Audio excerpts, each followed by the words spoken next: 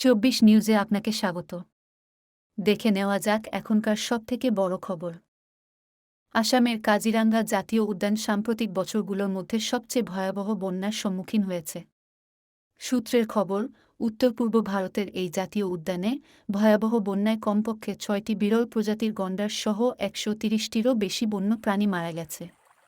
মৃত প্রাণীরা অনেকেই ডুবে মারা গেছে বলে জানা গিয়েছে। বন দপ্তর সূত্রে জানা গিয়েছে, তারা বন্যার জল থেকে ৯৭টি প্রাণীকে উদ্ধার করেছে।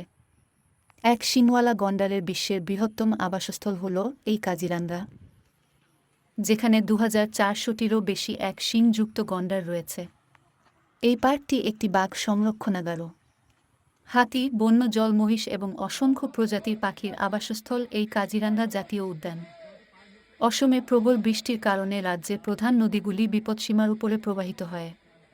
বন্যায় বিধ্বস্ত করেছে রাজ্যের বেশ কিছু এলাকা।